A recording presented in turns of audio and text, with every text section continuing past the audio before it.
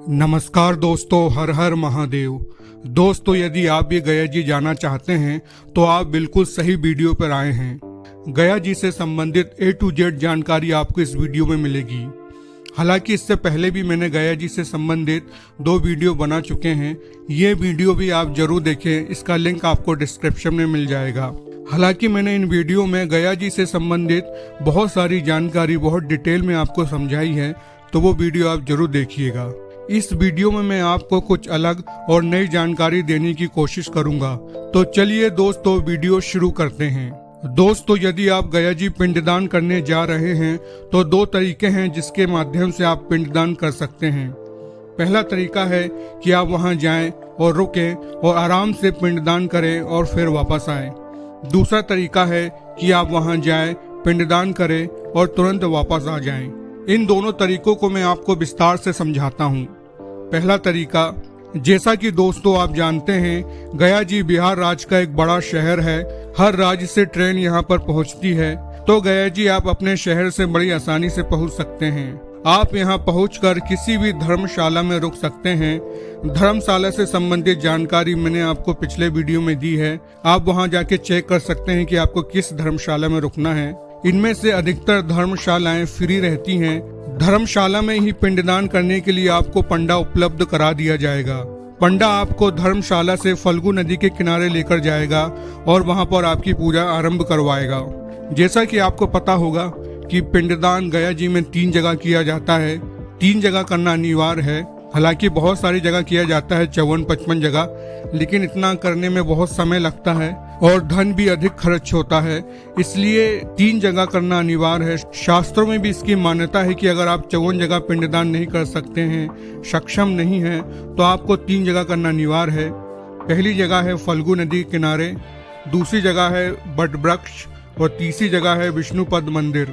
ये तीनों जगहों में आपको अलग अलग पिंडदान करना होता है और ये पंडा ही करवाता है। ये तीनों जगह 100 मीटर के एरिया में ही है, पास में ही है, 5-5 मिनट की दूरी में। तो आराम से आपको पंडा लेकर जाएगा और पिंडदान करवाएगा। आप पिंडदान करने जा रहे हैं तो आपको पता होना चाहिए कि कहाँ कहाँ पूजा होनी है। इसके अलावा अगर आपके यहाँ किसी की अननेचुरल डेथ हुई है, अकाल मृत्यु हुई है, तो आप इन तीनों जगह पिंडदान करना तो जरूरी है ही। इसके अलावा एक स्थान और है प्रेतशिला करके, आपको वहां पर भी जाकर पिंडदान करना होता है। ये तीनों जगह पिंडदान करने के बाद आपको प्रेतशिला जाना होता है, जो गया जी शहर से 10 किलोमीटर की दूरी पर है। इस पर्वत पर प्रेतशिला नाम की एक चोटी है। इस पर्वत की ऊंचाई लगभग 975 फीट है। 400 सीढ़ियां ऊपर चढ़कर प्रेतशिला नाम की वेदी पर पिंडदान करना होता है। और जो लोग ऊपर नहीं चढ़ सकते, वो पर्वत के नीचे ही तालाब के किनारे या शिव मंदिर में श्राद्ध कर्म कर लेते हैं। यहाँ पिंडदान करने के बाद आपकी पूजा समाप्त हो जाती है। यदि आपके यहाँ किसी की अकाल मृत्यु या अननेचुरल डेथ हुई है तो ही आपको प्रेतशिला आना है, और अगर आपके यहाँ नेचुरल डेथ हुई है तो आप तीनों स्थान में ही पिंडदान करके वापस लौट सकते हैं। तो दोस्तों, ये था पहला तरीका, और आइए अब जानते हैं दूसरे तरीके के बारे में। दोस्तों, दूसरा तरीका यह है कि आप सुबह सुबह गया जी ट्रेन के माध्यम से पहुंच जाइए और वहां से सीधे फल्गु नदी किनारे पहुंच जाएंगे। आपको रुकने की जरूरत कहीं नहीं है, किसी धर्मशाला में नहीं, किसी आश्रम में नहीं। आपके रुकने का खर्चा भी बच जाएगा। अगर फ्री होगी धर्मशाला, फ्री में रुकें तो कोई दिक्कत नहीं, आपका टाइम बचेगा। आप चाहें तो डायरेक्ट फल्गु नदी किनारे जा सकते हैं घाट पर। वहां पर किसी भी पंडा से पूजा संबंधित बात करें और उन्हें बताएं कि ये 3 जगह पिंडदान करना है। हालांकि वही करवाएंगे तीनों जगह, तो आप तीनों जगह पिंडदान करिए और अपनी पूजा समाप्त करके आप वापस स्टेशन आ जाइए और स्टेशन से आप अपने शहर वापस लौट सकते हैं। पूजा करने में 3 से 4 घंटे का समय लगता है। कभी कभी पूजा जल्दी भी हो जाती है, 3 घंटे में हो जाती है। और अगर आप प्रेतशिला जा रहे हैं तो समझ लीजिए कि आपका 1 से 1.5 घंटा और लगेगा। मतलब कुल मिला के 3 से 4 घंटे या 4.5 घंटे में आपकी पूजा समाप्त हो जाएगी।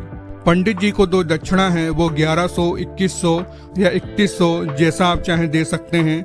1100 से कम वो लेते नहीं हैं, तो 1100 समझिए कि मिनिमम है। इसके अलावा आप उन्हें वस्त्र दे सकते हैं नए, और किसी गरीब को खाना जरूर खिलाएं। आपके पितरों का आशीर्वाद आप पे हमेशा बना रहेगा। और हाँ, पिंडदान के लिए आप नए कपड़े लेकर जाएं, नई धोती, नई सैंडो बनियान स्लिप वाली रहेगी तो अच्छा रहेगा, और एक वाइट गमछा, तीनों वाइट रहना चाहिए, ये आप जरूर लेकर जाएं। इसके अलावा जो मैंने पिछले वीडियो बनाए थे उसमें भी बहुत सारे सवाल आए थे और हालांकि मैंने सभी के जवाब दिए, और अभी जो एक सवाल बार बार आ रहा है उस पर मैं विस्तार से वीडियो बनाऊंगा।